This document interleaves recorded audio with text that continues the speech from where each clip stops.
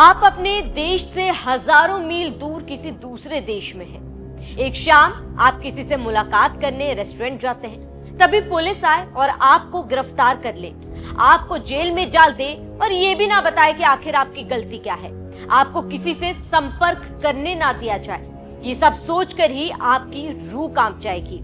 अब जरा सोचिए, जो पिछले करीब 4 महीने से विदेशी जेल में बंद है, उस पर क्या गुजर रही होगी।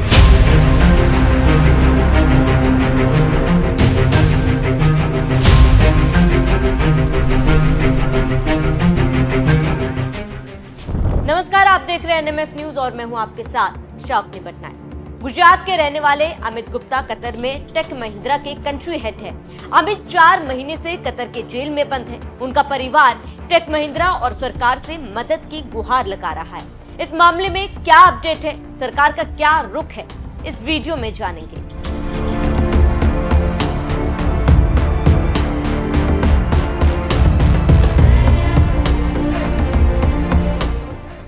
अब कतर में हुई अमित गुप्ता की गिरफ्तारी ने भारत और कतर के बीच टेंशन बढ़ा दी। 2025 के जनवरी में कतर से भारतीय कंपनी टेक महिंद्रा के कंट्री हेड अमित गुप्ता को डेटा चोरी के आरोप में गिरफ्तार किया गया था। अमित गुप्ता की गिरफ्तारी उनके परिवार के लिए ही नहीं, बल्कि सरकार और टेक महिंद्रा के लिए भी चिंता बन गई है।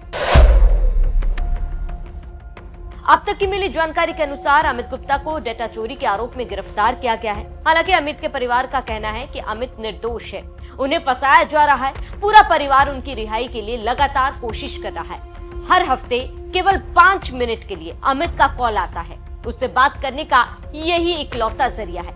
ये कहना है अमित की मां पुष्पा गुप्ता का। पुष्पा गुप्ता का ये भी कहना है कि 4 महीने पहले जब अमित को गिरफ्तार किया गया था, तब 48 घंटों के लिए उसे ना खाना दिया गया और ना ही पानी। उसके बाद उसे एक कमरे में बंद कर दिया गया, जहां पर अमित आज भी बंद है। इस पूरे घटना के बारे में अमित के परिवार को उन्हीं की कंपनी के दोस्तों ने जानकारी दी। घर वालों का ये भी मानना है कि कंपनी में किसी और ने कुछ गलत किया होगा और कंट्री हेड होने की वजह से अमित को गिरफ्तार किया गया। अमित के पेरेंट्स का ये भी कहना है कि अमित की गिरफ्तारी के लिए कोई भी आधिकारिक जानकारी नहीं दी गई। कौन है अमित? अमित गुप्ता टेक महिंद्रा में कतर और कुवैत के कंट्री हेड के रूप में काम कर रहे थे। वे पिछले 3 साल से ये पद संभाल रहे थे और इसी कंपनी में कुल 12 साल से ज्यादा सालों से काम कर रहे हैं। उन्होंने करियर की शुरुआत 2002 में की थी। अमित न्यूक्लियस सॉफ्टवेयर एक्सपोर्ट और इन्फोसिस जैसी बड़ी कंपनियों में काम कर चुके हैं। उन्होंने Malaviya national institute of technology Jaipur से कंप्यूटर साइंस में बीटेक और इंटरनेशनल मैनेजमेंट इंस्टीट्यूट दिल्ली से एमबीए की डिग्री की।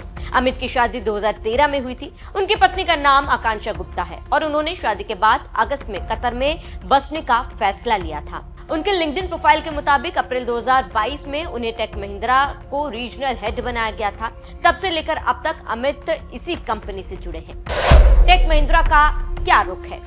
टेक महिंद्रा की तरफ से कहा गया है कि कंपनी लगातार परिवार को सपोर्ट कर रही है, उनकी हर जरूरी मदद की जा रही है। सीनियर स्टाफ कतर में मौजूद भारतीय दूतावास के साथ मिलकर केस का फॉलोअप ले रहे हैं। कंपनी के कर्मचारी का हित उनके लिए सबसे ऊपर है। परिवार का क्या है कहना? अमित के घर वालों का कहना है कि हफ्ते में केवल एक बार वो अमित से 5 मिनट के लिए बात कर पाते हैं। दूतावास के हस्तक्षेप के बाद इसे हफ्ते में 2 बार कर दिया गया। अमित हर कॉल पर अपने आप को निर्दोष बताते हैं और उन्हें बचाने की गुहार लगाते हैं। अमित के पिता ने कतर में उनसे मुलाकात भी की, जहां अमित बार बार ये कहना चाहते थे कि उन्होंने कुछ भी नहीं किया। पत्नी का कहना है कि अमित डिप्रेशन में है, अगर उन्हें कुछ हो जाता है तो पूरा परिवार बिखर जाएगा। 1 जनवरी 2025 को उसको वहाँ होटल पे से उठा लिया बिना रीजन बताए। क्या करता था वहाँ पर? जॉब में क्या करता था? आईटी कंपनी का हेड है वो, वहाँ पे कंट्री मैनेजर है। तो क्या बोलते हैं अभी? सरकार क्या बोल रही है? सरकार से तो बात ही नहीं हुई ना। सरकार क्या बोलेगी? सरकार तो बात सुनेंगे जब वो कोई बात करने को आएगा तब सरकार से बात करेंगे ना। इतने दिनों से आपका कांटेक्ट नहीं हुआ, क्या कहना चाहोगे परिवार के साथ? है ना, उसका कांटेक्ट हमारा, एक बार हम गोवा गए थे अभी लास्ट मंथ फरवरी में, तो एक बार एम्बेसडर साहब के कहने से हमको उन्होंने 5 मिनट मिलने के लिए दिया उसे। उसका मिलने के लिए हालत बहुत खराब थी, वॉज वीपिंग और बॉडी वगैरह वो रोता हुआ था। फिर बाद में हमको अब एवरी वेडनेसडे 5 मिनट के लिए फोन आता है बस। महिंद्रा कंपनी में कुछ डिस्कशन हुई? हाँ, महिंद्रा बॉडी डिस्कशन हुई, वो भी बहुत ट्राई कर रहे हैं। फिलहाल अमित के परिजनों ने वडोदरा के भाजपा सांसद हेमंत जोशी से मुलाकात की। सांसद ने भी इस मामले में हस्तक्षेप किया है और मदद की बात कही है।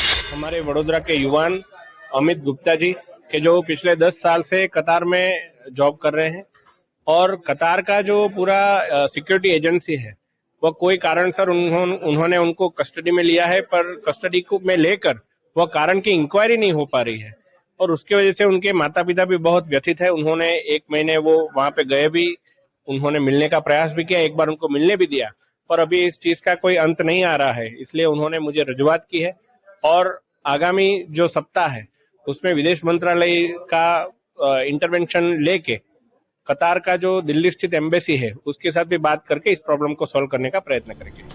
क्या कहता है कतर कानून? डेटा चोरी के मामले में अगर अमित दोषी ठहराए जाते हैं तो उन्हें कतर के कानून के हिसाब से जेल और जुर्माना का सामना करना पड़ेगा, लेकिन ये कितना होगा ये जांच के बाद पता चलेगा। चिंता का विषय इसीलिए भी है क्योंकि कतर के कानून में शरिया सिद्धांतों का पालन किया जाता है जो काफी ज्यादा सख्त है। इस कानून के तहत हाल ही में भारत की बेटी शहजादी को मौत की सजा सुनाई गई थी। सरकार का रुख। अमित गुप्ता के मामले में भारतीय दूतावास ने करीब से नजर बनाई हुई है। दूतावास अमित गुप्ता के परिवार, उनके वकील, कतर के अधिकारियों के संपर्क में है। इस मामले में दूतावास सभी संभव मदद दे रहा है। जब भारत में पहले भी हुआ था कुछ ऐसा। 2022 में कतर ने भारतीय नेवी के 8 अधिकारियों को कथित जासूसी के मामले में गिरफ्तार किया था। 2023 में उन्हें फांसी की सजा सुनाई गई, लेकिन भारत के प्रयासों के बाद सभी को रिहा कर दिया गया।